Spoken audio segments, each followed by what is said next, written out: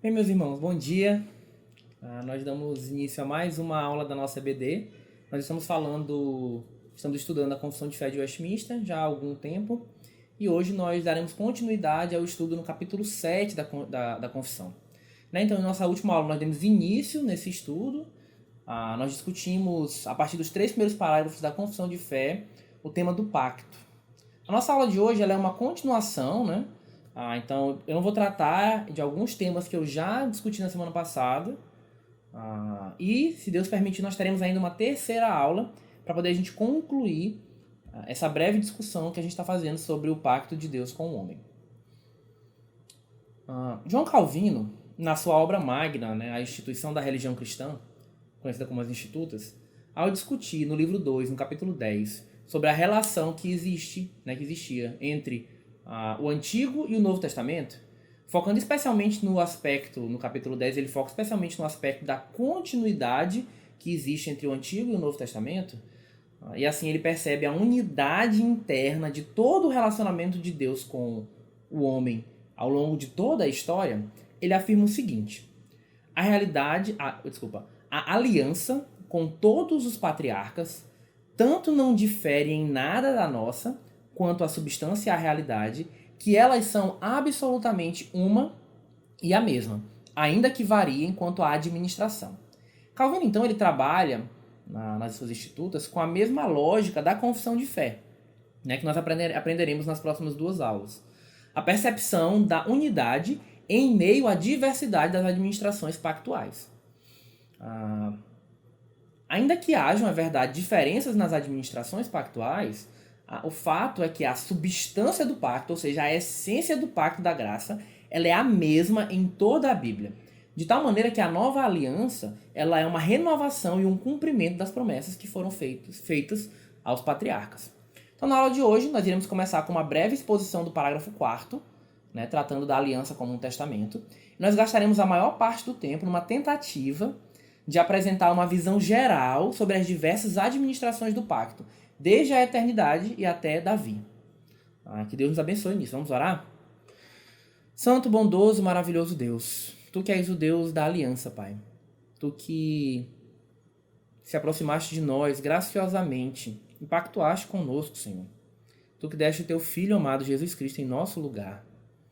Senhor, nos ilumina nessa manhã. Abre os nossos olhos para que nós contemplemos as maravilhas da Tua lei. Que nós possamos abrir a Bíblia Sagrada nessa manhã e aprender, Senhor, da Tua palavra, Pai. Apesar, Senhor, de mim, que nós ouçamos a Tua voz e a voz do Teu Santo Espírito enquanto nós discutimos sobre um tema que é tão relevante, um tema que é tão importante para o conhecimento sobre o relacionamento entre o homem e Tu, Senhor, e o Senhor. Tem misericórdia, Pai, de nós, nos abençoa, nos guarda, é o que eu te peço em nome de Cristo Jesus. Amém. Então, o foco do parágrafo 3º, né, com o qual a gente terminou a aula passada, foi a apresentação do Pacto da Graça como o segundo pacto feito por Deus com o homem, após Adão não ter cumprido a sua parte no pacto de obras.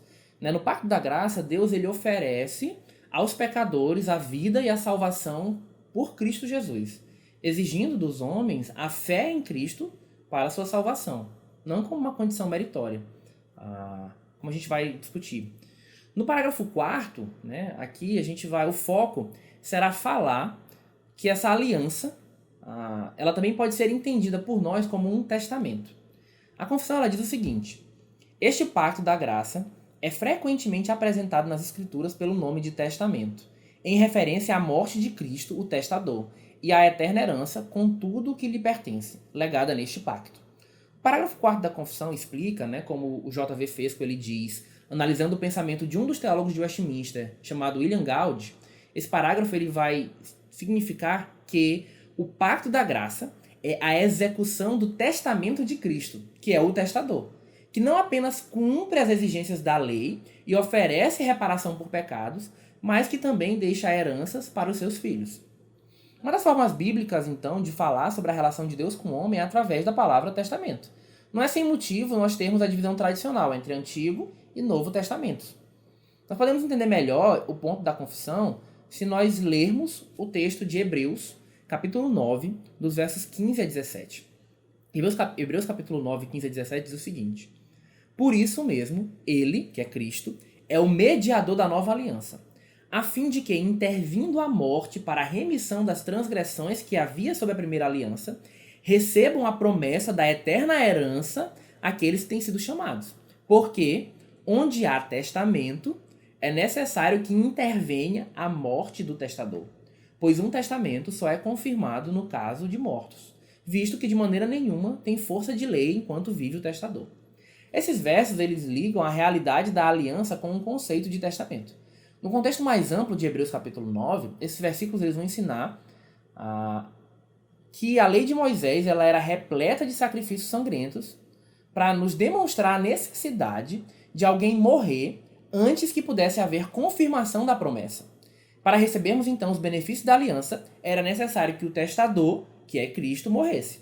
Afinal, num testamento, a herança só pode ser legada mediante a morte do testador. É exatamente isso que Cristo faz pelo seu povo. Ele é o testador, nós recebemos dele a herança. Como vimos na aula anterior, nós recebemos isso graciosamente, posto que, como comprovado por nosso pai natural Adão, por nós mesmos nós não conseguiríamos nos manter fiéis. No pacto da graça, Deus graciosamente faz uma aliança de reconciliação conosco. Cristo cumpre todas as condições com sua obediência perfeita, tanto obedecendo a lei em nosso lugar, quanto tomando sobre si a ira divina que nós merecíamos em Adão. A herança conquistada por Cristo nos é legada graciosamente sem que nós a merecêssemos, sem que nós a conquistássemos. Ela foi conquistada por Cristo. Você consegue perceber como isso é uma verdade riquíssima? O que você recebe de Cristo, você recebe dele graciosamente. Tudo que você tem dele foi dado a você, porque nós somos herdeiros, herdeiros do Rei, herdeiros de Cristo, né? No caso aqui, Cristo como o testador. Então assim a gente trata brevemente esse parágrafo 4, nós seguimos agora para o parágrafo de número 5. Diz o seguinte: Este pacto, o pacto da graça, né? O pacto da graça, no tempo da lei, não foi administrado como no tempo do evangelho. Sob a lei, foi administrado por meio de promessas, profecias, sacrifícios, da circuncisão, do cordeiro pascal e de outros tipos de ordenanças dados ao povo judeu, tudo prefigurando Cristo que havia de vir. Por aquele tempo, essas coisas, pela operação do Espírito Santo, foram suficientes e eficazes para instruir e edificar os eleitos na fé do Messias prometido, por quem tinham plena remissão dos pecados e a salvação eterna. Este se chama o Antigo Testamento. No restante da aula de hoje, nós focaremos exatamente nessa primeira sentença do parágrafo 5º, que diz, né, este pacto, o pacto da graça, no tempo da lei, não foi administrado como no tempo do evangelho. Então nós passaremos bastante tempo falando sobre as administrações do pacto da graça no Antigo Testamento. Esse é o nosso foco do restante da aula de hoje. A confissão de fé, explicitamente, defende o princípio de que tanto no Velho Testamento como no Novo Testamento há apenas um pacto da graça. Inclusive no capítulo 6 a gente vai falar sobre isso, no final do parágrafo 6º do capítulo 7º, né, da próxima aula. Tal pacto ele está vigente no tempo e espaço desde que Deus manifestou a sua graça após a queda de Adão. A distinção, entretanto, diz respeito a que as diferentes administrações ou ações do pacto ao longo das Escrituras. No parágrafo 5º, o texto ele faz a distinção entre o que ele chama de tempo da lei e tempo do evangelho, Antigo Testamento e Novo Testamento. Em ambos os períodos, como nós veremos na aula de hoje, no parágrafo 6º, né, na próxima aula, a substância do pacto, a sua essência, aquilo que é fundamental ao pacto da graça, permaneceu o mesmo. Para nos ajudar nessa tarefa, nós iremos fazer uma brevíssima análise dessas administrações pactuais. Brevíssima não pelo fato de a aula de hoje ser mais curta do que as outras aulas, mas pelo fato de que livros e mais livros têm sido escritos sobre esse tema que nós tentaremos abordar, provavelmente aí pela próxima 1 hora. O nosso tour de hoje ele vai iniciar na eternidade, com algumas considerações acerca do chamado Pacto da Redenção. Após isso, nós veremos as dispensações ou administrações desde Adão, passando por Noé. Nós gastaremos mais tempo em Abraão e Moisés e concluiremos a jornada veterotestamentária com a aliança davídica. Quero ressaltar desde já que em nossa caminhada nós iremos fazer várias referências cruzadas, né, digamos assim, tentando relacionar as alianças entre si e destacando, então nós vamos destacar o aspecto da unidade que nós temos na aliança da graça. Então essa é nosso escopo, digamos assim, do restante da aula. Então vamos olhar a relação pactual desde a eternidade. A confissão ela se preocupou expressamente a confissão se preocupou em apresentar e em definir a relação pactual do homem com Deus no tempo e espaço. Ou seja, como essa relação ela se desenrolou na história após a criação. Entretanto, na teologia reformada, há uma forte tradição que defende a existência, a partir de textos bíblicos e da própria realidade mais ampla dos decretos, de um pacto eterno firmado entre as pessoas da Trindade. Pacto esse chamado de pacto ou aliança da redenção. Esse pacto da redenção, segundo Berkhof, se refere ao modo e aos meios pelos quais a graça e a glória são preparadas para os pecadores, consistindo no acordo entre o Pai, dando o Filho como chefe redentor dos eleitos, e o Filho tomando voluntariamente o lugar dos que lhe foram dados pelo Pai. O pacto da redenção seria a causa, seria a base eterna do pacto da graça. Nós vemos essa determinação eterna refletida no tempo, quando nós olhamos para a economia da salvação, quando nós olhamos para a existência de papéis distintos que o Pai, o Filho e o Espírito Santo assumem no processo de salvação, de constituição de um povo para si e no processo de estabelecimento do reinado de Cristo.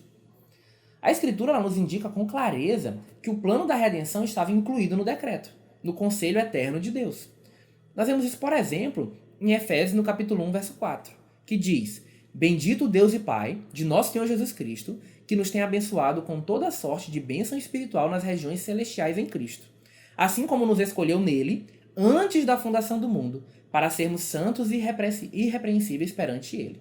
Existem outros textos, como o 2 Timóteo, capítulo 1, verso 9, que vão tratar sobre esse tema.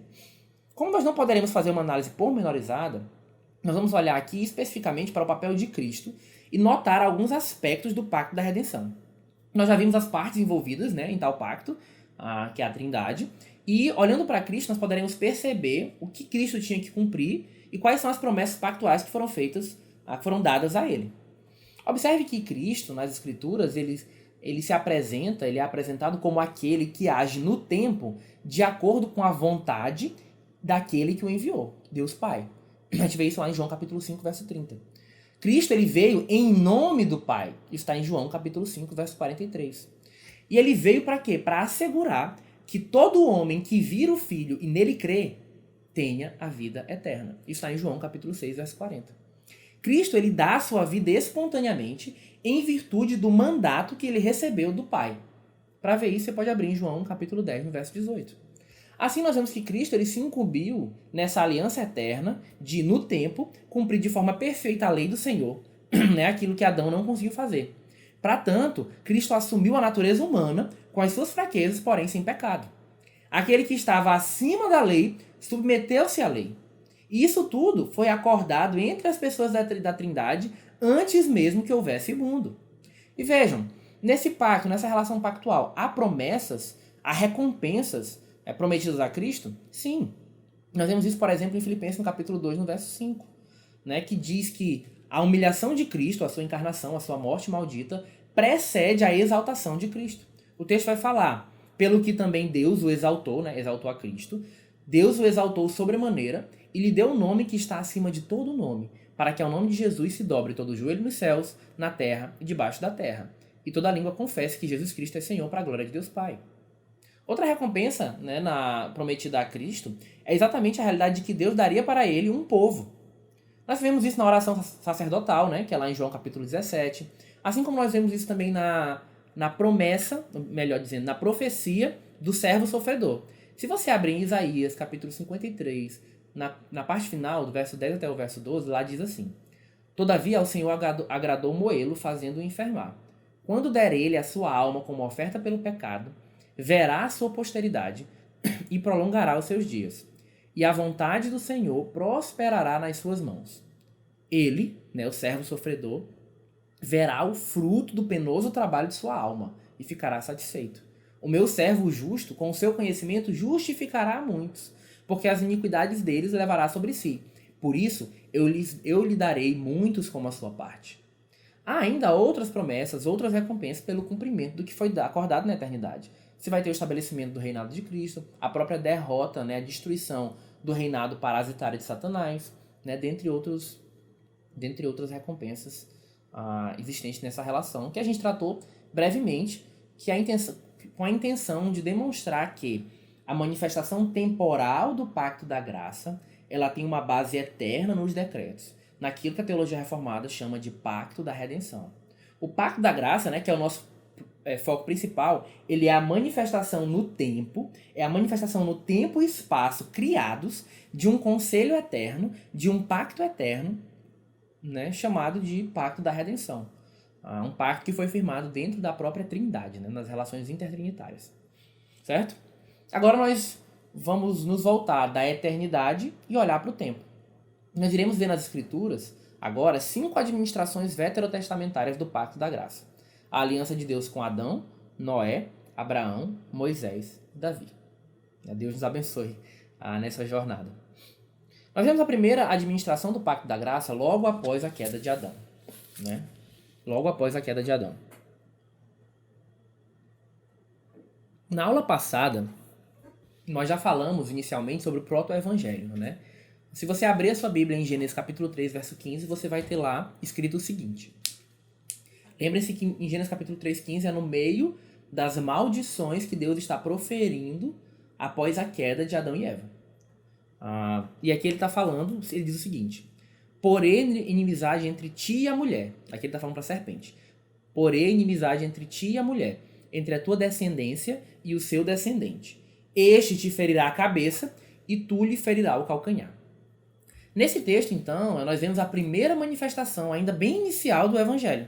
Ao invés de Deus levar o homem simplesmente à morte imediata, né, que ele havia prometido, que se o homem pecasse, a consequência do seu pecado seria a morte, ao invés de Deus simplesmente destruir o homem ali, em virtude da quebra do pacto de obras, é prometido ao homem, em Gênesis capítulo 3, verso 15, que haveria inimizade entre a descendência da serpente, que é o reino parasitário de Satanás, e o descendente da mulher. Aqui nós vemos então o estabelecimento da antítese fundamental entre o reino de Cristo, o descendente da mulher, e o reinado de Satanás. Desde os primeiros capítulos de Gênesis, inclusive, nós vamos ver essa antítese na prática, essa inimizade nos relacionamentos após a queda. E ela vai estar presente em toda a narrativa bíblica. Ela não é uma coisa do Antigo Testamento, ela é uma coisa de todas as Escrituras Sagradas. Além disso, em Gênesis capítulo 3, verso 15, é prometido que o descendente da mulher, que haveria um descendente, o descendente da mulher, que ainda que fosse ferido no calcanhar, ele destruiria a cabeça da serpente, ele esmagaria o inimigo do Senhor, ele eliminaria então o mal do mundo. Ele faria aquilo que Adão não fez. Ainda no texto de Gênesis, né, se você for lá para o verso 21, nós vamos ver um outro acontecimento que demonstra a graça de Deus para com os nossos primeiros pais. O texto nos relata o seguinte, lá em Gênesis, capítulo 3, verso 21. Fez o Senhor Deus vestimenta de peles para Adão e sua mulher, e os vestiu. Qual é o contraste que a gente tem aqui nesse texto? Você precisa lembrar, né, de Gênesis capítulo 2 e Gênesis capítulo 3 para poder compreender o significado dessa passagem. Em Gênesis capítulo 2, verso 25, é dito que enquanto Adão e Eva, antes do pecado, né, em seu estado de inocência, eles dois, nesse período, um e outro, o homem e sua mulher, estavam nus e não se envergonhavam. Não havia nenhum ruído no relacionamento deles, não havia nenhum tipo de pecado, eles estavam nus, totalmente expostos um ao outro, e eles não tinham vergonha disso. Na narrativa da queda, qual é uma das primeiras reações do casal depois de ter pecado? Está lá previsto em Gênesis, escrito em Gênesis capítulo 3, verso 7. Abriram-se então os olhos de ambos, e percebendo que estavam nus, coseram folhas de figueira e fizeram cintas para si. O casal então, depois da queda, percebe a sua nudez e tenta encobrir a sua vergonha, fazendo roupas para si mesmo. E também nesse texto, lá em Gênesis capítulo 3, no verso 8, eles tentam se esconder de Deus. Então eles se escondem um do outro, né? Percebem a sua exposição, a sua nudez, a sua vergonha, que antes não era vergonha, porque eles não tinham pecado. E eles tentam cobrir o seu próprio pecado com as suas próprias mãos. O que nós temos então em Gênesis capítulo 3, verso 21, é Deus fazendo roupas para Adão e Eva, para o primeiro casal, que efetivamente serviam para cobrir roupas que eram verdadeiramente adequadas para cobrir a vergonha do homem. Que eram adequadas para que o homem e a mulher que tinham pecado pudessem encobrir a sua vergonha, né? Falei de mesma coisa praticamente. Então aquilo que os homens eles tentam fazer em Gênesis capítulo 3, verso 7 por si mesmo, e eles não conseguem, Deus em Gênesis capítulo 3, verso 21 faz por eles. Um aspecto significativo aqui é que Deus ele cobre a vergonha dos primeiros homens, o primeiro homem da primeira mulher, com peles de animais. Aqui os comentaristas bíblicos eles vão ver a manifestação da primeira morte animal. O primeiro animal que foi sacrificado na Bíblia. E esse sacrifício ele foi feito com qual propósito? Com o propósito de cobrir o pecado, né, a vergonha de Adão e Eva. Um sacrifício que foi feito em favor de Adão e Eva. Vocês percebem aqui desde Gênesis no capítulo 3, após a queda, o padrão estabelecido, um padrão da necessidade de que padrão de que é preciso que alguém morra para que a vergonha e o nosso pecado seja coberto. Lembrem-se, né, desde aqui então, desse momento, que esse aspecto do sacrifício para ofertas ao Senhor não é algo que foi inaugurado na aliança mosaica. Inclusive, nós já vemos os sacrifícios desde aquele que foram apresentados por Caim e Abel. E o sacrifício que foi agradável ao Senhor foi exatamente o sacrifício feito por quem? Por Abel. Enquanto Caim apresentou frutos e tal, Abel sacrificou da forma correta ao Senhor. A gente vê isso logo em Gênesis no capítulo 4, no capítulo seguinte. Adão e Eva, então, eles são expulsos do jardim para que eles não comessem da árvore da vida. E o que é que nós vemos no desenrolar da narrativa bíblica logo após a queda? Os seres humanos eles foram corrompendo-se cada vez mais. De tal maneira que nós lemos lá em Gênesis, no capítulo 6, no verso 5, o seguinte: Viu o Senhor que a maldade do homem se havia multiplicado na terra e que era continuamente mal todo o desígnio do seu coração. Logo em seguida a essa declaração, nos é revelado que Deus ele julgaria toda a humanidade caída. Como? Através do dilúvio. Mas apenas um homem, apenas uma família, Deus manteria vivo. Quem seria esse homem? Noé. Então Noé e os seus sobreviveriam ao juízo divino. Noé é apresentado na Bíblia como aquele que achou graça diante do Senhor. Observem o desenvolvimento nessa narrativa de Adão até Noé e percebam como o contraste de Gênesis, capítulo 3, verso 15, das duas descendências, né, a descendência da mulher e a descendência da serpente, é visível na relação entre Caim e Abel. É visível na narrativa sobre Lameque, versos 7. Então nós percebemos essa antítese se manifestando em todas as escrituras desde o primeiro momento. O Palmer Robertson, né, no livro Cristo dos Pactos, um livro muito bom sobre esse tema, ele comenta o seguinte: a aliança com Noé aparece no contexto do desabrochar destas duas linhas e manifesta a atitude de Deus para com ambas. Destruição total e absoluta se acumulará sobre a semente de Satanás, enquanto livre e imerecida graça será prodigalizada sobre a semente da mulher. Em Noé, pela primeira vez, nós vamos ver o uso da palavra aliança para designar a relação entre Deus e o homem.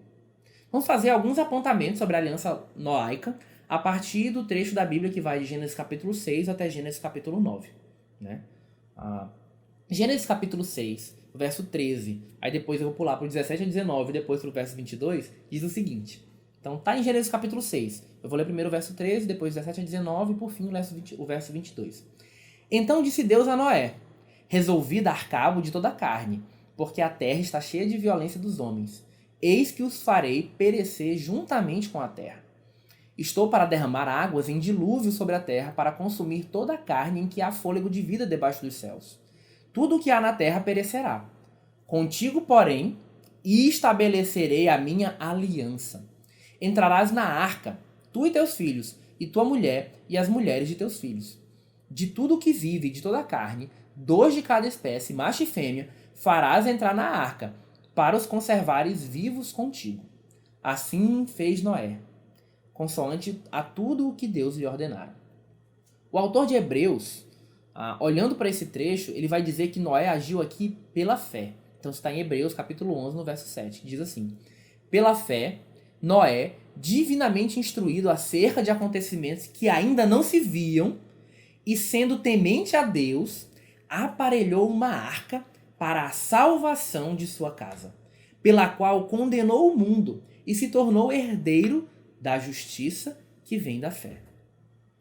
Então, em Gênesis capítulo 6 aqui, nós vemos que a aliança que Deus estabeleceu com Noé redundou em bênçãos para ele e para a sua família, enquanto todo o restante da humanidade seria destruído como uma manifestação do justo juízo de Deus sobre o pecado. Noé ele era o cabeça representativo, e por causa da sua justiça, toda a sua família experimentou o livramento do Senhor. No texto de Gênesis 8, 20 a 22, né, após acontece o dilúvio, depois do dilúvio, quando a água baixa, quando Noé já desce, você tem lá um relato em Gênesis, desce para a terra, né? Você tem um relato já em Gênesis, capítulo 8, 20 a 22, que diz o seguinte. Lá nós vemos, né, que Noé, após sair da arca, ele faz o quê? Ele oferece um holocausto, um sacrifício ao Senhor, um sacrifício de animais limpos, de animais puros. Lembre-se que o contexto aqui ele é anterior de novo ao estabelecimento da lei e à formalização do sistema sacrificial na aliança mosaica. Nesse texto, Gênesis 8, 20 a 22, que vai ser reforçado em Gênesis 9, Deus se compromete a não mais destruir a humanidade como fizera. Motivo que leva essa aliança a ser vista como a aliança da preservação. Observem que nesse sentido, ela é uma aliança totalmente inclusiva, pois essa bênção aqui prometida, ela recairá sobre a humanidade como um todo e sobre toda a criação, sobre todo o cosmos criado, né? Deus não iria mais destruir a Terra daquela maneira. Esse é um dos motivos também desse pacto ser chamado de pacto da natureza, né? Ademais, como a graça divina aqui, nesse ponto específico, ela é geral e não somente é uma graça salvífica especial, apesar de haver, sim, graça salvífica especial no texto, como nós vimos, né, na salvação de Noé, há um destaque de que esse pacto também é uma manifestação e uma base para a graça comum, para a graça comum de Deus, para aquela graça que se manifesta em relação a todos, para aquela graça que faz a chuva cair sobre o campo de um ímpio e sobre o campo de alguém que é um servo do Senhor. É importante observar, né, em consideração a esse ponto, como isso não é uma coisa que a gente não vê no Novo Testamento. A gente vê no Novo Testamento, em Paulo, o reflexo de uma realidade similar a essa. Né? Quando Paulo, lá em Romanos, no capítulo 8, nos versos 22 e 23, ele vai dizer que, em virtude do pecado, toda a criação geme e anseia, aguardando a redenção. Então a redenção de Cristo ela é uma redenção cósmica. Ela é uma redenção que diz respeito sim à salvação individual, mas é uma redenção que diz respeito à recriação de toda a realidade que caiu com Adão. Toda a realidade que foi distorcida em virtude do pecado humano, o homem que era aquele que era o cabeça representativo de todo Adão, que era o cabeça representativo de toda a criação, né, ele que tinha o dever de dominar sobre ela, quando Adão cai, toda a realidade cai também, o cosmos é afetado, a natureza é afetada, cardos e abrolhos, né, irão crescer, vai ser difícil cultivar a terra. Então, isso a gente vê que na aliança noaica, no pacto de preservação, aqui na aliança de preservação, é uma aliança que tem uma garantia de graça para toda a realidade. E Paulo, lá em Romanos 8, 22 e 23, vai lembrar para a gente também que toda a realidade anseia e aguarda pelo momento que nós também aguardamos, né, pela consumação da redenção em Cristo, né, pela segunda vinda, pela uma ressurreição, pela nossa ressurreição. Então, quando nós olhamos também agora para Gênesis no capítulo 9, Gênesis capítulo 9 vai destrinchar mais o aspecto da aliança entre Deus e Noé. Nós teríamos muito o que considerar ali. Entretanto, eu quero ressaltar aqui um aspecto de continuidade presente no texto de Gênesis capítulo 9. A aliança com Noé demonstra a continuidade dos mandatos criacionais, que nós mencionamos na aula passada quando nós falamos sobre o pacto de obras, inclusive. Então, em Gênesis capítulo 9, verso 1, Deus ele abençoa Noé. Da mesma forma como em Gênesis capítulo 1, verso 28, Deus abençoa Adão e Eva. Deus ali em Gênesis 9:1 abençoa Noé, após ter recebido seu sacrifício, né? Isso deixa claro a relação que existia entre ambos. A relação existente entre Noé e Deus. E demonstra pra gente que Noé ele funciona como um mediador no pacto. Logo em seguida, no mesmo verso 1, Deus diz para Noé ser fecundo, multiplicar-se e encher a terra. Exatamente o que foi dito para Adão e Eva, né, lá no contexto de Gênesis capítulo 1, 28. Demonstrando aqui a continuidade do mandato social. Em Gênesis capítulo 9, do verso 2 até o verso 4, nós podemos ver que a questão do domínio do homem sobre a criação, né, o seu mandato cultural, a necessidade dele atuar como alguém que busca expandir o reino de Deus sobre todo o cosmos, isso também é reforçado, ainda que com alterações no pacto noaico. Por fim, nessa aliança com Noé, nós também temos um selo, um sinal visível, reportado ali no verso 12 em diante, né, do capítulo 9, que é exatamente o arco-íris. Todas as vezes que nós olhamos um arco-íris num dia chuvoso, nós devemos nos lembrar que Deus não mais destruirá a terra como fez no período de Noé. E isso é graça sobre todos nós. Mas também deve nos levar a perceber, a olhar para o arco-íris, como uma graça especial foi colocada sobre a família de Noé, sobre Noé e sua família. Uma graça que os preservou da manifestação da ira divina que caiu sobre toda a humanidade no dilúvio. Novamente, né, logo após o pacto, nós vamos perceber, continuando na narrativa bíblica, nós vamos perceber, de novo, o aspecto do desenvolvimento da semente santa e da semente corrupta. Isso dentro dos próprios filhos de Noé. A gente sabe que Noé tinha 3 filhos, Sem, Cã e Jafé. Um desses filhos, Sem, ele tinha Deus por Senhor. O outro filho, Cã, ou Canaã, ele foi amaldiçoado ali. Observem como no desenrolar da história bíblica, nós temos os descendentes de Sem como sendo aqueles que carregaram a linhagem santa. Inclusive, dentre os descendentes de Sem está quem? O povo de Israel. Abraão era um semita, descendente de Sem. E dentre os descendentes de Cã, de Canaã, nós temos os principais inimigos de Israel. Os cananeus, o Egito, a Filistia, a Síria, a Babilônia. Então observem na narrativa bíblica como isso está tudo intrincado, está bem correlacionado. Se você seguir mais na sua Bíblia, em Gênesis, você chegará ao capítulo de número 12. E no capítulo de número 12, especificamente nos versos de 1 a 4, nós temos Deus ordenando a um homem, um semita, a Abrão, né? Na época ele era chamado de Abrão. Gente, se eu chamar aqui de Abrão e Abraão fora do tempo bíblico, né? Chamar Abraão no capítulo 12 é porque... Mas entendam, aqui ele era chamado de Abrão, depois o nome dele foi modificado, que é algo significativo. Nós não vamos abordar isso aqui. Mas em Gênesis capítulo 12, de 1 a 4, Deus ordena a Abrão que saia da sua terra e que fosse para a terra que Deus mostraria. Deus faz ali naquele texto, em Gênesis 12, promessas a Abrão de engrandecer o seu nome, de abençoar os que o abençoassem, de amaldiçoar os que o amaldiçoassem. Bem como, por fim, Deus promete que em Abrão seriam benditas todas as famílias da terra. E assim nós passamos a discutir a aliança abraâmica. Presente, eu vou para fins do nosso estudo ali entre Gênesis capítulo 12 e Gênesis capítulo 22. Por que esse trecho ele é escolhido não à toa, né? Dentro desses 10 capítulos, 11 capítulos, nós temos os principais capítulos sobre o tema da aliança abraâmica. Né? O capítulo 12, o capítulo 15, o capítulo 17 e o capítulo 22. No chamamento, nós temos o chamamento de Abraão, né, que é o capítulo 12, a formalização do pacto, que é o capítulo 15, o estabelecimento do sinal do pacto, que é o capítulo 17, e também no capítulo 22 nós temos a prova de Abraão em relação ao sacrifício de Isaac. Em todos esses capítulos, nós vemos uma repetição de Gênesis capítulo 1, 28, ainda que com modificações. E nós também, que é uma repetição, né, Gênesis 1, 28, como a gente viu, em Gênesis 9, na aliança com Noé, Deus também repete aquilo que foi dado em Gênesis 1, 28 a Adão. E nesses capítulos que eu mencionei, isso é feito em relação a Abrão, né? Que o foco aqui em Gênesis 1, 28 diz respeito ao dever da semente, no caso aqui já a semente santa, porque existe a antítese que não existia em Gênesis 1, 28, o dever da semente santa de expandir o reino de Deus sobre a terra, de se multiplicar e enchê-la.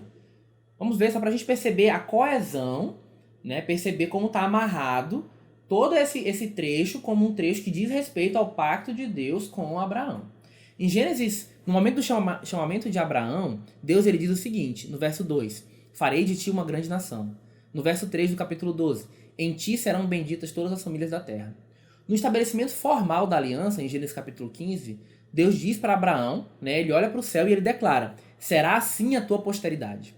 No momento da instituição do sacramento da circuncisão, lá em Gênesis capítulo 17, Deus ele reitera suas promessas, dizendo, no verso 2, farei uma aliança entre mim e ti, e te multiplicarei extraordinariamente.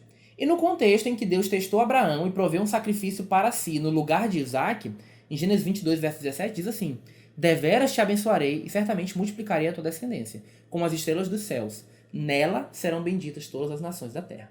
Observem a repetição desse padrão que é similar ao padrão de Gênesis capítulo 1, 28, que foi repetido também com Noé em Gênesis capítulo 9. Então, tudo isso costura esse aspecto da aliança abraâmica, por isso nós vamos avaliar esse trecho, obviamente, como a gente fez na aliança noaica, de forma pontual, fazendo algumas considerações para que a gente possa entender o nosso propósito principal, que é perceber a unidade aqui do pacto da graça, em todo o Antigo Testamento. Em Gênesis capítulo 15, nós temos o estabelecimento formal da aliança abraâmica.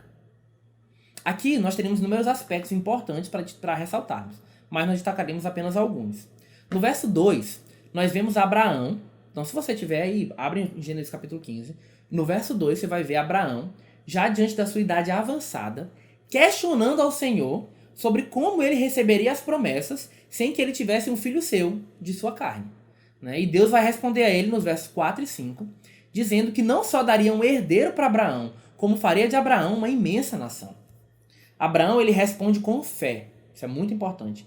Ele crê. O verso 6 afirma: ele creu no Senhor e isso lhe foi imputado para a justiça. Esse verso é importantíssimo porque ele vai destacar, assim como outros versos, aquilo que o apóstolo Paulo vai nos revelar em Gálatas e em Romanos. Abraão, ele é o pai de todos aqueles que creem. Observem, nós os que cremos hoje somos filhos de Abraão. É o que está lá em Gálatas, capítulo 3, verso 6. Diz assim: é o caso de Abraão, que creu em Deus e isso lhe foi imputado para a justiça. Sabei, pois, que os da fé é que são filhos de Abraão. Ora, tendo a Escritura previsto que Deus justificaria pela fé os gentios, pré-anunciou o evangelho a Abraão. Quando que ela fez isso? Quando que a Escritura pré-anunciou? Quando que Deus pré-anunciou o evangelho aqui para Abraão? O texto diz, quando ele fala, em ti serão abençoados todos os povos. De modo que os da fé são abençoados com o crente Abraão. Observem como nós temos aqui no pacto abraâmico o pré-anúncio do evangelho.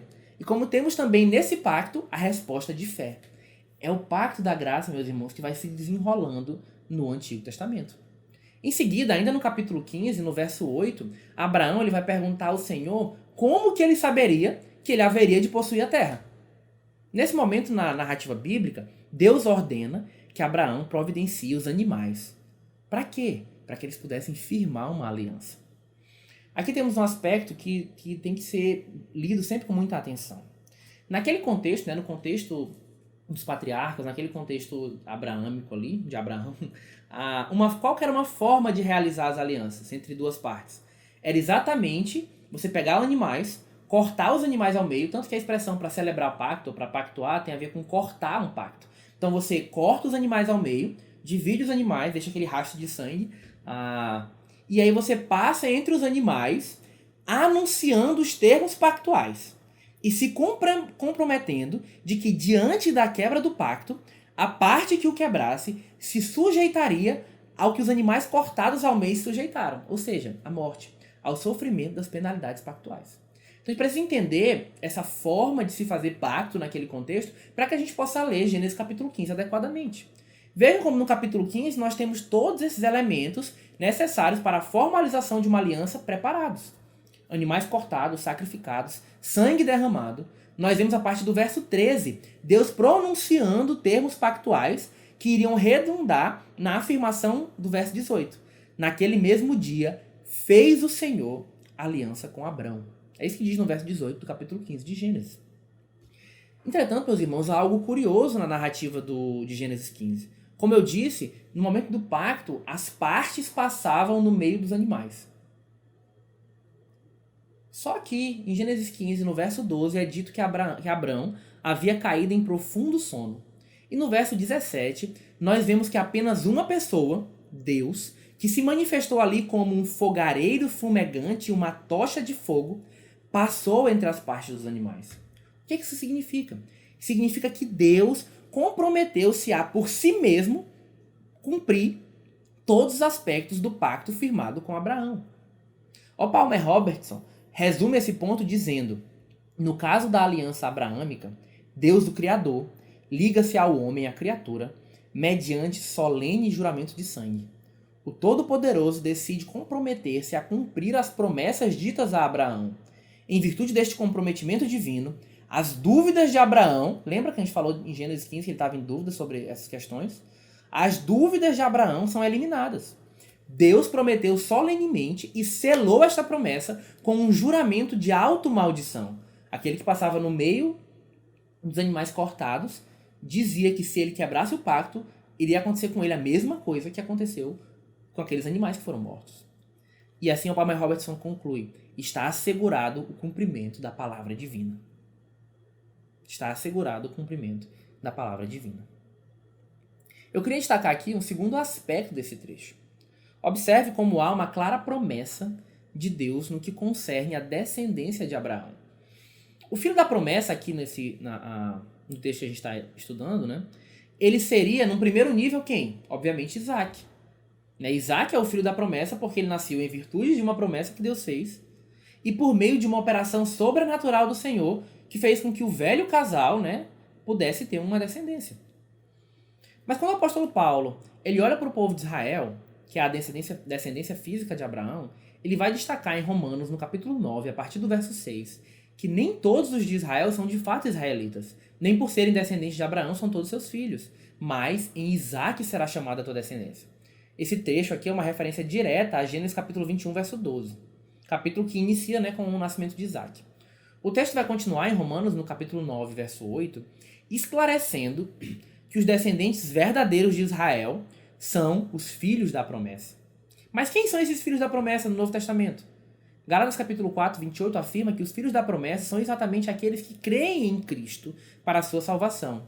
E que, diferente do que faziam os judaizantes contra quem Paulo escreveu, os descendentes de Abraão não são aqueles que dependem das obras da lei para a sua salvação.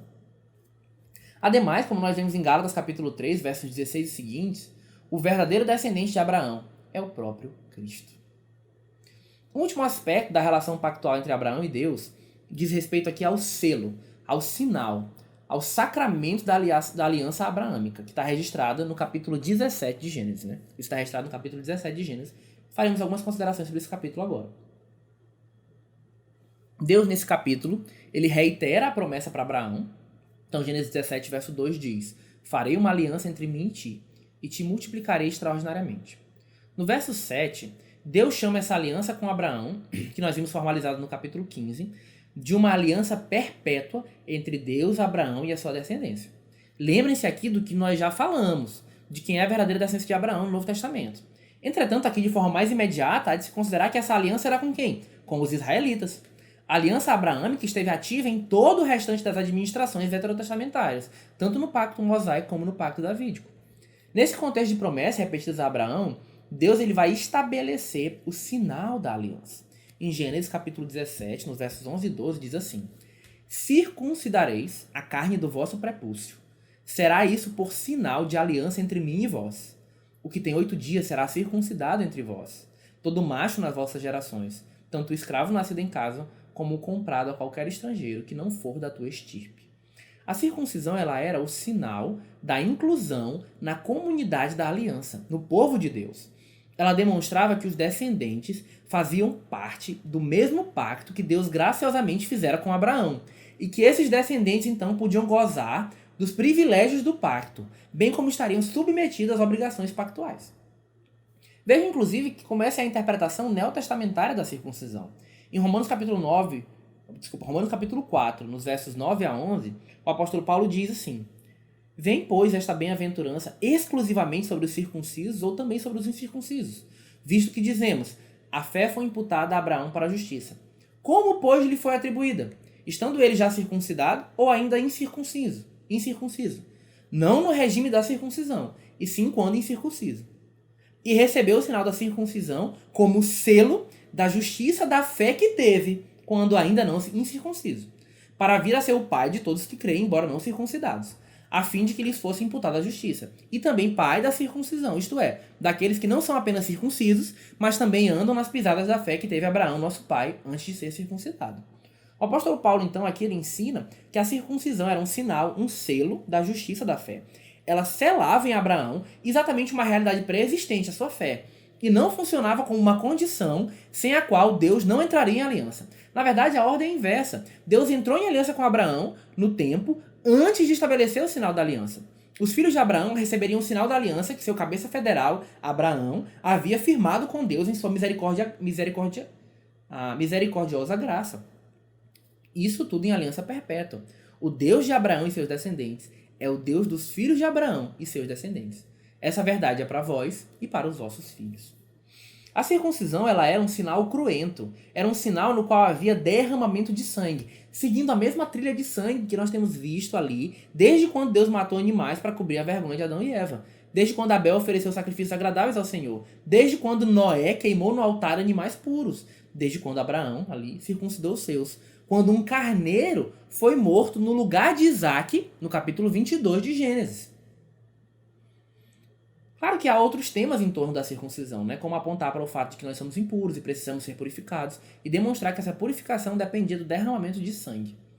É necessário entendermos tudo isso para nós lermos corretamente o Novo Testamento. E esse sacramento, né, da circuncisão, como nós vemos no Novo Testamento, ele foi substituído pelo sacramento do batismo, como nós iremos ver em mais detalhes quando nós estudarmos o capítulo 28 da Confissão. Inclusive, é essa continuidade, essa unidade pactual que faz com que nós batizemos também os nossos filhos. Mas nós veremos isso posteriormente. Em nossa jornada pelas administrações do pacto, nós chegamos agora, né, naquela que é certamente a mais polêmica de todas. Polêmica em que sentido? Polêmica por haver uma grande discussão a respeito de como nós devemos olhar para o pacto mosaico. Mesmo no meio reformado, né, para a gente restringir, há certa divergência em torno do tema. Apesar da posição dominante e ser essa que é expressa na CFW, ser a consideração do pacto mosaico como um pacto de graça. Há quem o veja como uma republicação do pacto de obras, há os que consideram que ele tem uma natureza mista, tendo o aspecto de pacto de obras e do pacto da graça. Há quem pense até que ele é um pacto sui generis, né? Ele é um pacto de uma natureza distinta, que não se encaixaria nem no pacto de obras, nem no pacto da graça. Mas aqui nós vamos seguir a posição que nós pensamos ser a posição mais bíblica, que está exposta e expressa nos nossos símbolos de fé. A aliança mosaica ela é parte do pacto da graça, apesar de haver nela, sim, inúmeros aspectos que, quando mal interpretados, podem levar alguém a pensar que ela propõe uma alternativa de salvação pelas obras. Inclusive, como nós bem sabemos, esse foi um dos erros que o apóstolo Paulo combateu na carta aos Gálatas, né? A visão dos judaizantes, que criam que a obediência perfeita da lei era algo que redundaria em mérito salvífico para os que o fizessem. Paulo vai demonstrar com clareza a impossibilidade de cumprir totalmente a lei, e vai demonstrar qual que é o verdadeiro papel da lei, e em que medida Cristo é aquele que cumpriu verdadeiramente a lei. Como já disse na aula passada, nós nos aprofundaremos nesse tema da lei, no capítulo 19 da Confissão, quando nós falarmos sobre a lei. Como nós fizemos com as administrações adâmica, noaica e abraâmica, nós faremos com a administração mosaica. Irei destacar alguns aspectos importantes, né? Em primeiro lugar, nós precisamos entender que a aliança mosaica não suspendeu a aliança com Abraão, mas foi uma continuidade dela. Apesar de termos algumas distinções de foco entre o pacto abraâmico e o pacto mosaico, eles são essencialmente o mesmo. Ou seja, naquilo que é central, essencial, substancial, houve continuidade, apesar das diferenças em questões acidentais, em pontos secundários. Algumas evidências que nós podemos apresentar aqui, sinteticamente, desse nosso primeiro ponto sobre o pacto mosaico, são as seguintes.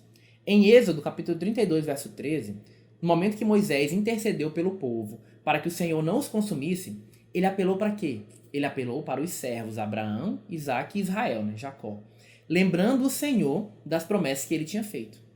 Em Levítico 26, 42, né, no final da proclamação do juízo que Deus derramaria sobre Israel, caso ele desobedecesse, Deus afirma: então me lembrarei da minha aliança com Jacó, e também da minha aliança com Isaque, e também da minha aliança com Abraão. Quando o povo de Israel vai entrar na Terra Prometida, o que é que Moisés afirma em Deuteronômio capítulo 9, verso 5? Que Deus agia assim para confirmar a palavra que o Senhor teu Deus jurou a teus pais, Abraão, Isaque e Jacó. Leia também com atenção, veja o Salmo 105. Perceba esse aspecto da unidade da aliança de Deus com Israel e com o povo depois.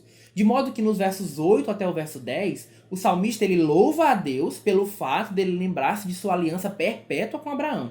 E em seguida ele vai narrar, dentro dessa estrutura, todos os feitos ali relacionados, os principais feitos relacionados com Israel.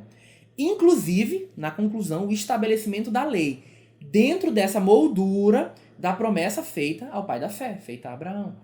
Essa é a mesma leitura que o apóstolo Paulo faz em Gálatas, no capítulo 3, no verso 15 a 22. Os versos 16 e 17 dizem o seguinte: ora, as promessas foram feitas a Abraão e ao seu descendente. E digo isto, uma aliança já anteriormente confirmada por Deus, a lei, que veio 430 anos depois, não a pode abrogar, de forma que venha a desfazer a promessa. Então esse foi o nosso primeiro ponto. A aliança mosaica precisa ser vista na moldura e como uma continuidade da aliança abraâmica, dentro dessa estrutura do pacto da graça. Em segundo lugar, aquilo que, como veremos, é um dos aspectos da unidade do pacto da graça, a gente vai ver isso na próxima aula, né, que é a declaração de que Deus é o nosso Deus, está presente no pacto mosaico antes de Deus dar a lei. Se você abrir lá em Êxodo, no capítulo 20, né, que é o capítulo onde a gente tem Deus proferindo os 10 mandamentos para o povo de Israel, a gente vê ali então o resumo da lei, você vai perceber que o texto ele declara lá no verso 2 o seguinte: Eu sou o Senhor, teu Deus, que te tirei da terra do Egito, da casa de servidão.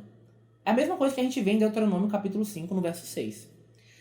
Sobre isso, nós podemos enfatizar alguns aspectos, rapidamente. Né? Na grande narrativa do Êxodo, a libertação do Egito precede historicamente a promulgação da lei.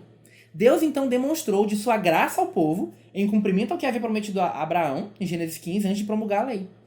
Ele fez isso antes de promulgar a lei. Né? A obediência à lei, aos 10 mandamentos, é o segundo aspecto aqui, pressupõe que Deus é o Deus do povo de Israel. O que Deus está dizendo ali em Êxodo capítulo 20, né, no estabelecimento dos 10 mandamentos, é o seguinte: olha, eu sou o Senhor teu Deus, te tirei da terra do Egito, da casa de servidão. Por isso, presta atenção como você vai viver. Você irá viver da seguinte maneira. E aí ele estabelece a sua lei, a sua vontade para o povo.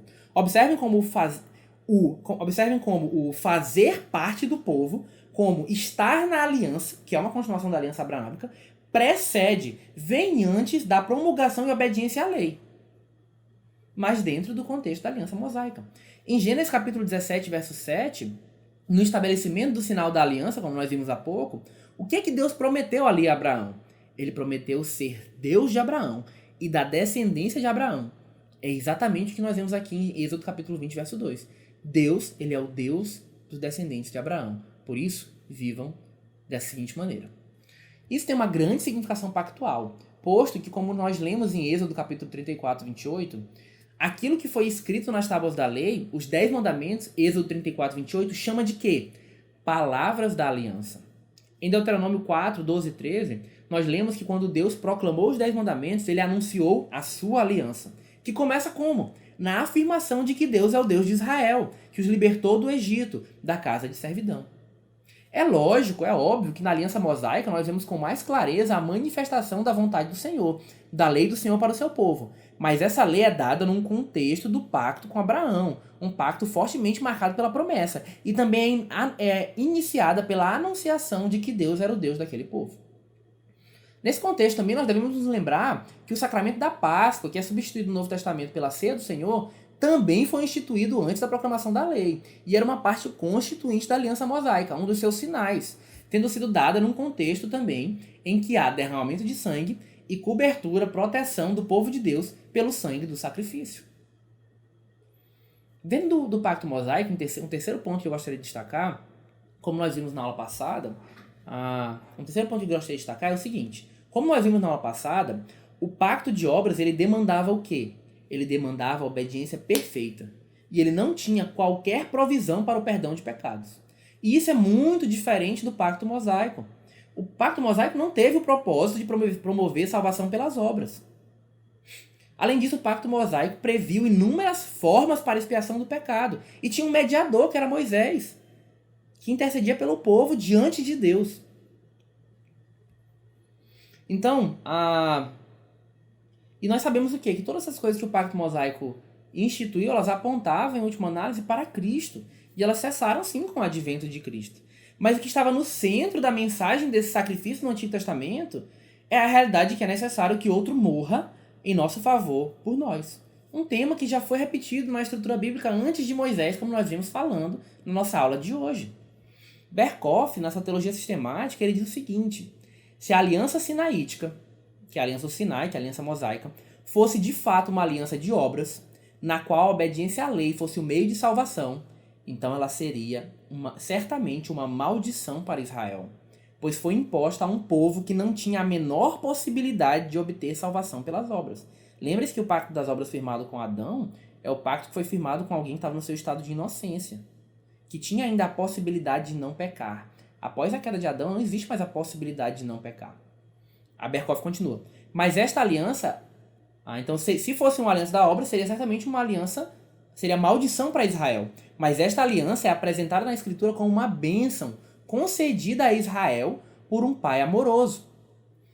Mas, embora a aliança com Abraão e a aliança sinaítica fossem essencialmente a mesma, como já disse, a aliança do Sinai tinha certos traços característicos. Isso é fato. Né? Apesar de que nosso foco hoje, como eu já falei, é no aspecto da continuidade, e não nas descontinuidades que existem. Nesse quesito, né, especificamente sobre a questão de ser pacto de obras, vamos fazer uma breve análise da passagem que Paulo cita no Novo Testamento por 2 vezes. Né? Paulo cita em Romanos 10:5 e em Gálatas 3:12 a passagem de Levíticos, capítulo 18, verso 5. Em Gálatas 3:12 nós lemos o seguinte: E é evidente que pela lei ninguém é justificado diante de Deus, porque o justo viverá pela fé. Ora, a lei não procede de fé, mas aquele que observar os seus preceitos, por eles viverá. Esse final, né, aquele que observar os seus preceitos, por eles viverá, é largamente utilizado para explicar o funcionamento do pacto de obras, que nós falamos na aula passada. A ideia de que numa realidade onde há o pacto de obras é necessária a obediência perfeita. Só que isso precisa ser entendido aqui em Gálatas dentro do contexto do ensino paulino nessas passagens, tanto de Romanos 10 como de Gálatas 3. Contra quem Paulo está escrevendo em Gálatas 3? Ele está escrevendo exatamente contra aqueles que defendiam um modelo de justificação baseado em obras, que entendiam ser possível obedecer perfeitamente à lei para a salvação. Ora, o apóstolo Paulo, em ambas as passagens, no uso que ele faz repetido de Levíticos 18:5, não está apontando para a realidade de que a aliança mosaica é uma aliança de obras, mas sim assumindo a posição dos judaizantes e demonstrando que quando nós olhamos para a lei divorciada da promessa, divorciada da graça, divorciada do mediador que Deus providenciou, o princípio que nós temos é que é necessária obediência perfeita, algo impossível ao homem após a queda. Assim, a lei, vista dessa forma, não seria algo que justificaria aqueles homens que pensavam de maneira errada. Antes, seria algo que serviria para a sua condenação. Então, nós não vemos nesses usos de Paulo da lei a intenção de demonstrar a natureza do pacto mosaico, mas sim uma demonstração da inutilidade de tentarmos alcançar a justificação diante de Deus a partir da lei. Pois, para a lei ser um instrumento de justificação, aquele que a cumpre precisa cumprir inteiramente, e não apenas de forma parcial. Nos ajuda no entendimento desse uso de Paulo, né, nós voltarmos ao contexto original de Levíticos 18:5. Né, não fazer uma exposição do texto, obviamente, mas eu quero apenas ressaltar alguns aspectos. Levíticos 18:5 diz o seguinte: Portanto, os meus estatutos e os meus juízos guardareis. Cumprindo-os, o homem viverá por eles. Eu sou o Senhor. Primeiramente, essa passagem de Levítico 18:5 está dentro de uma seção que trata sobre o comportamento sexual, sobre a santidade do povo de Israel nessa área específica, né, sobre casamentos ilícitos no contexto da aliança. Em segundo lugar, Levítico 18:5 ele está dentro de um contexto mais amplo, que vai desde o capítulo 17 até o final do livro, que está falando sobre a santidade do povo de Israel. Isso é muito importante de nós ressaltarmos, em virtude do que nós vemos nos versos 2 e 4 do capítulo 18. Então a gente está falando sobre Levítico 18:5, e no verso 2 e 4, o que é dito lá? Nesses 2 versos, Deus declara o seguinte: Eu sou o Senhor vosso Deus. Observem como isso é similar ao que nós vemos em Êxodo capítulo 20, verso 2. É uma declaração pactual. O povo para quem Deus deu a sua lei era o povo da aliança. A lei é dada nesse contexto para Israel, no contexto de alguém que pertence ao pacto. Como diz Cornelius P. Veneman, no seu livro Cristo, a Teologia do Pacto, ele diz o seguinte: na economia do Antigo Testamento, a lei foi dada dentro da estrutura da redenção e servia para regular a conduta do povo de Deus na terra da promessa. Dentro dessa estrutura, a lei não foi dada com a intenção de servir como base para a justificação e vida de Israel diante de Deus. Então precisamos perceber a lei nesse contexto. É interessante, por fim, falando sobre Levíticos, como, se você avançar um pouco mais no livro de Levíticos, chegar até o capítulo 22, nos versos 32 e 33, né, quando Deus está tratando ali das prescrições sobre o sacrifício, né, prescrições que ele está dando aos sacerdotes, especificamente depois de ter afirmado sobre a necessidade do animal que iria ser sacrificado ao Senhor ser perfeito, olha o que Deus diz. Levítico 22, de 31 a 33. Pelo que guardareis os meus mandamentos e os cumprireis. Eu sou o Senhor. Não profanareis o meu santo nome, mas sereis santificado no meio dos filhos de Israel. Eu sou o Senhor, que vos santifico, que vos tirei da terra do Egito, para ser o vosso Deus. Eu sou o Senhor. O Deus que deseja que Israel seja santo é o Deus que santifica o povo de Israel. Isso é muito importante para você entender o significado da lei e o tratamento que o apóstolo Paulo está dando para isso nos textos neotestamentários. Então aqui nós tratamos 3 questões já sobre a aliança mosaica, e a partir disso que nós acabamos de falar, nós precisamos pensar, em quarto lugar, nessa nossa visão ampla do pacto mosaico, a gente precisa entender o seguinte, como o Berkhoff falou. É verdade que no Sinai foi acrescentado um elemento condicional à aliança, mas o que nela dependia da guarda da lei não era a salvação dos israelitas, mas sim a sua posição teocrática na nação e o gozo de bênçãos externas. A substância da lei, inclusive, já, como a gente falou na aula passada, já estava em vigor antes de Moisés, antes dos 10 mandamentos serem proferidos. Lembrem-se que a lei moral faz parte da constituição humana. Ela está gravada em nossa consciência, ela está gravada em nosso coração, como nós vemos em Romanos, capítulo 2, verso 14. Além disso, como nós vimos na aula de hoje, já existiam mandamentos, na aula passada também, já existiam mandamentos, mandatos, exigências divinas, chamados à obediência desde o começo da história, estabelecidos inclusive no pacto de obras, mas ratificados, confirmados, ainda que com alterações, confirmados nas administrações iniciais do pacto da graça. Ademais, como nós vimos, nós também temos a realidade dos sacrifícios e de derramamento de sangue de animais desde o momento após a queda. Isso não significa ignorar que havia no pacto mosaico um foco maior na lei, o que gerou confusões e entendimentos e heresias como as que Paulo combateu. Mas nós precisamos ver que a lei, ela era subserviente à graça. Ela tinha o seu propósito dentro do plano gracioso de Deus. Nós vemos isso, por exemplo, quando Paulo diz, em Romanos capítulo 3, verso 20, que pela lei vem o pleno conhecimento do pecado. Ou seja, a lei aumenta em nós a consciência de nossa pecaminosidade.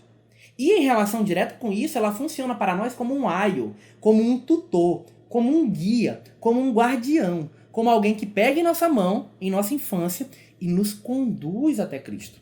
Não é isso que Paulo afirma em Gálatas capítulo 3, 24? A lei nos serviu de aio para nos conduzir a Cristo, a fim de que fôssemos justificados pela fé. A lei, segundo Hebreus capítulo 10, verso 1, tem sombra dos bens vindouros. Cristo é o corpo que havia de vir. A gente lê isso em Colossenses capítulo 3, versos 16 e 17. Não sem motivo, quando ele veio, ele não veio para revogar a lei ou os profetas. Ele não veio para revogar o Antigo Testamento. Ele veio para cumprir a lei. Ele veio para cumprir a lei. Então esses são alguns aspectos do pacto mosaico que eu gostaria de destacar para os fins da nossa aula. Nós conhecemos, irmãos, o fluxo da história bíblica. Após Moisés, nós temos a condução do povo por Josué, e o início triunfante da tomada da Terra Prometida. Ao longo da narrativa bíblica, nós vemos inúmeros momentos em que o povo se afasta e se volta ao Senhor, sofrendo das maldições e bênçãos da aliança. Em 1 Samuel, nós temos o estabelecimento do reinado de Israel. O primeiro rei que governou sobre Israel foi quem? Foi Saul, um homem segundo o coração do povo. E de um povo que havia, como a gente vê em 1 Samuel capítulo 8, havia rejeitado ao Senhor. Um povo que queria ser governado como as nações pagãs. Após Saul, nós temos, entretanto, o reinado de Davi, um rei segundo o coração do Senhor, um rei com quem Deus afirmou uma aliança perpétua, que está registrada lá em 2 Samuel capítulo 7. Nós falaremos agora sobre essa aliança. Peço que os irmãos abram a Bíblia, em 2 Samuel capítulo 7, eu farei a leitura do verso 1 até o verso 17. Diz assim o texto bíblico. Sucedeu que, habitando o rei Davi em sua própria casa, tendo-lhe o Senhor dado descanso de todos os seus inimigos em redor, disse o rei ao profeta Natã: Olha, eu moro em casa de cedros, e a arca de Deus se acha numa tenda. Disse Natã ao rei: Vai, faze tudo quanto está no teu coração, porque o Senhor é contigo. Porém, naquela mesma noite, veio a palavra do Senhor a Natã, dizendo: Vai e dize a meu servo Davi: Assim diz o Senhor: Edificar-me-ás tu casa para a minha habitação? Porque em casa nenhuma habitei desde o dia em que fiz subir os filhos de Israel do Egito até o dia de hoje, mas tenho andado em tenda em tabernáculo. Em todo lugar em que andei com todos os filhos de Israel, falei acaso alguma palavra com qualquer das suas tribos, a quem mandei apacentar o meu povo de Israel, dizendo: Por que não me edificais uma casa de cedro? Agora, pois, assim dirás a meu servo Davi: Assim diz o Senhor dos Exércitos. Tomei-te da malhada, de detrás das ovelhas, para que fosses príncipe sobre o meu povo, sobre Israel. E fui contigo por onde quer que andaste. Eliminei os teus inimigos diante de ti, e fiz grande o teu nome, como só os grandes têm na terra. Preparei lugar para o meu povo, para Israel, e o plantarei para que habite no seu lugar, e não mais seja perturbado. E jamais os filhos da perversidade o aflijam, como dantes. Desde o dia em que mandei houvesse juízes sobre o meu povo de Israel. Dar-te-ei, porém, descanso de todos os teus inimigos. Também o Senhor te faz saber que ele, o Senhor, te fará casa. Quando teus dias se cumprirem e descansares com teus pais, então farei levantar depois de ti o teu descendente, que procederá de ti, e estabelecerei o seu reino. Este edificará uma casa ao meu nome, e eu estabelecerei para sempre o trono do seu reino. Eu lhe serei por pai, e ele me será por filho. Se vier a transgredir, castigá-lo-ei com varas de homens e com açoites de filhos dos homens. Mas a minha misericórdia não apartará dele. Como a retirei de Saul, a quem tirei de diante de ti. Porém a tua casa e o teu reino serão firmados para sempre diante de ti. Teu trono será estabelecido para sempre. Segundo todas estas palavras e conforme toda esta visão, assim falou Natã a Davi. Caso você leia atentamente o texto de 2 Samuel capítulo 7, você observará que ali não há o termo pacto ou aliança. Entretanto, Davi, jamais no final de sua vida, olhando para trás, ele afirmou que Deus fizera sim um pacto com ele ali. Veja 2 Samuel, capítulo 23, versículo 5, diz o seguinte: Não está assim com Deus a minha casa? Pois estabeleceu comigo uma aliança eterna, em tudo bem definida e segura. Não me fará ele prosperar toda a minha salvação e toda a minha esperança? Então Davi chama isso que foi feito aqui com ele de aliança. E outros textos também têm tem uma referência similar. Interessante notar como ele, olhando para trás, ele destaca nesse trecho de 2 Samuel capítulo 7, tanto a eternidade da aliança, como também um aspecto central que esse pacto envolvia, que era a sua salvação. A qual, como nós lemos no relato de Davi, de confissão e arrependimento, no Salmo 51, Davi sabia depender do Senhor. Gerhard van Groningen, no seu primeiro volume chamado Criação e Consumação, ele vai sintetizar a realidade de que há um pacto nesse trecho, quando ele diz o seguinte: Considere os elementos básicos dos pactos que Deus Yahvé fez com seus agentes. Yahvé se apresentou e declarou o que tinha feito por Davi. Ele o havia tomado como pastor e feito dele um príncipe. Ele havia estado com Davi e lhe dado vitórias. Yahvé prosseguiu fazendo promessas seguras. Ele prometeu fama a Davi, assim como havia prometido a Abraão. Yahvé daria a Davi um lugar para viver, servir, vencer seus inimigos e descansar, como Josué já havia experimentado. A declaração central foi que Yahvé estabeleceria uma dinastia. O aspecto da continuidade do pacto foi enfatizado. As estipulações foram incluídas por implicação, por exemplo, sua dinastia há de reinar, e isso seria feito de acordo com a vontade revelada de Yahvé. O cerne da atividade pactual de Yahvé foi repetido: meu amor não lhe será tirado. O vínculo pactual de vida e amor permaneceria firme. Ele não seria retirado ou quebrado por Deus e Yahvé. Então aqui ele sintetiza o que a gente vê nesse texto, qual a relação disso com a realidade de que existe um pacto firmado entre Deus e Davi. O pacto de Deus com Davi aqui ele é uma continuação, há continuidade em relação ao pacto mosaico, dentro do escopo mais amplo do pacto da graça. Nós notamos isso, por exemplo, quando perto da morte, ao falar com Salomão, dando as instruções finais, Davi conecta os dois pactos no texto de 1 Reis, capítulo 2, de 1 a 4. Ali Davi diz o seguinte para Salomão: Guarda os preceitos do Senhor teu Deus, para andares nos seus caminhos, para guardares os seus estatutos, e os seus mandamentos, e os seus juízos, e os seus testemunhos, como está escrito na lei de Moisés. Para que prosperes em tudo quanto fizeres, e por onde quer que fores, para que o Senhor confirme a palavra que falou de mim, dizendo: se teus filhos, aqui ele fez uma referência ao pacto mosaico, e aqui ele faz uma referência ao pacto que Deus fez com ele. A 2 Samuel capítulo 7.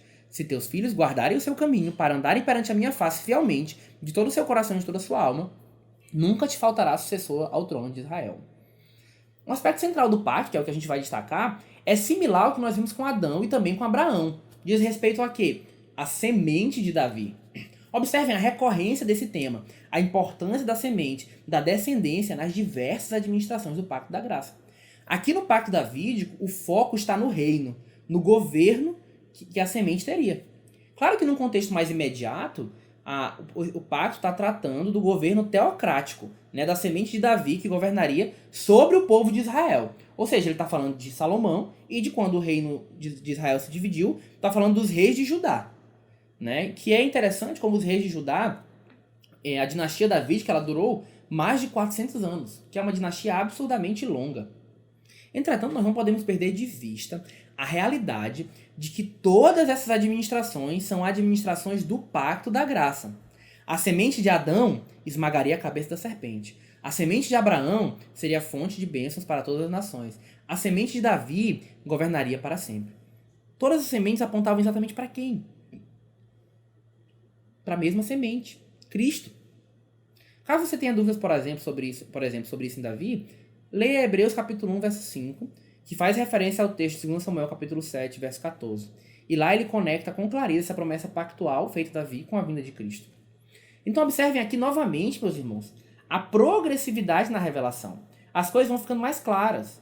O esmagador de serpentes, o filho de Eva, o descendente de Abraão, seria um filho de Davi. Ele cumpriria perfeitamente a lei do Senhor, e por meio dele a criação caída seria recriada, o mundo seria feito novo.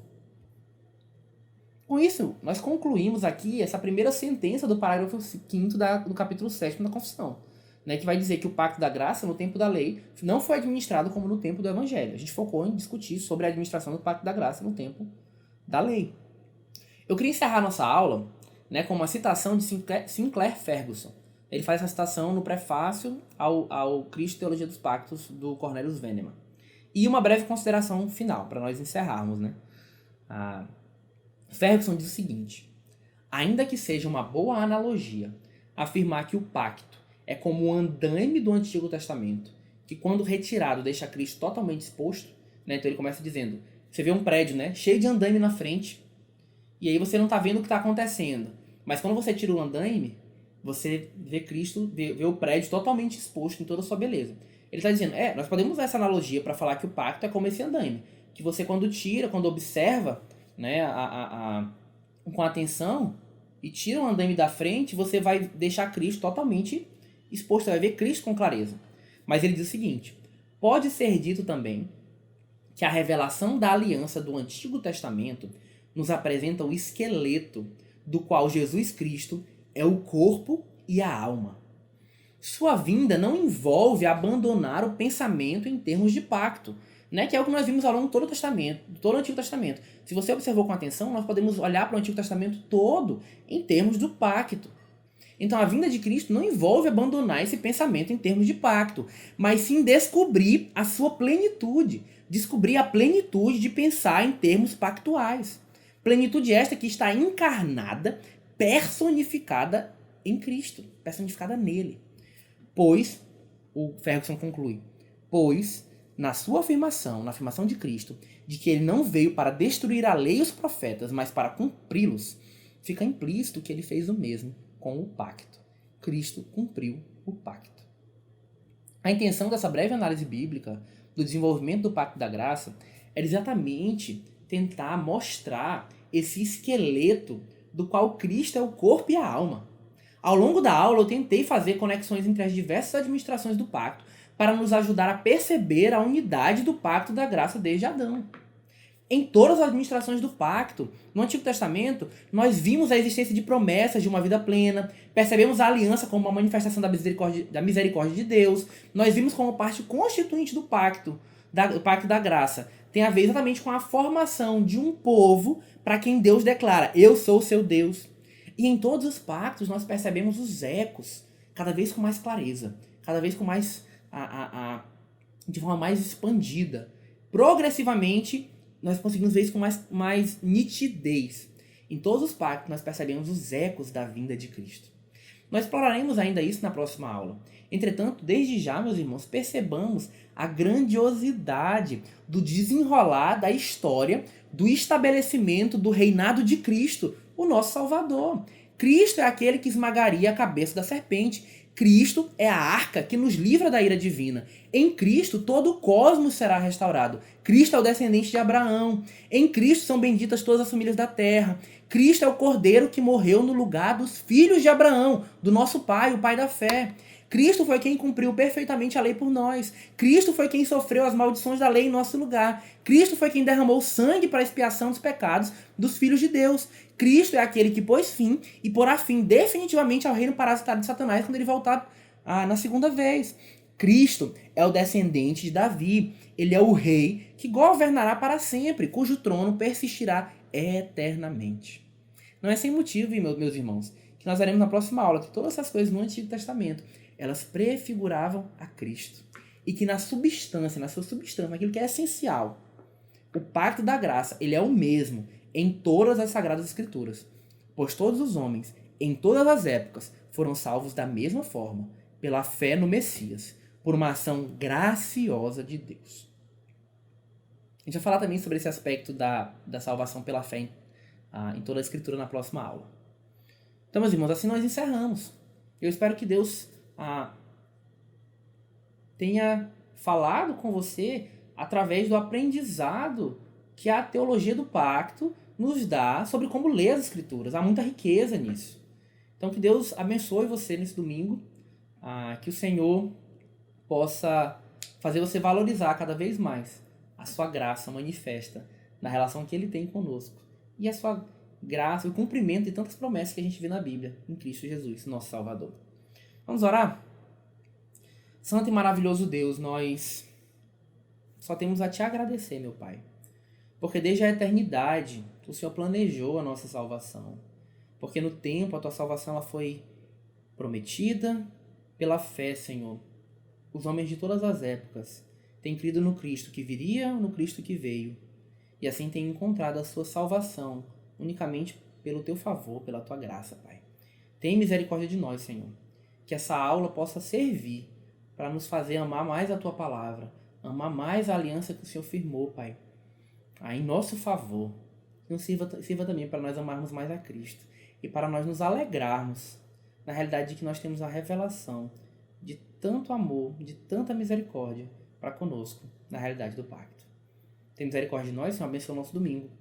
Nos prepara também, Senhor, para mais tarde. É o que eu te peço, em nome de Jesus. Amém. Meus irmãos, foi isso.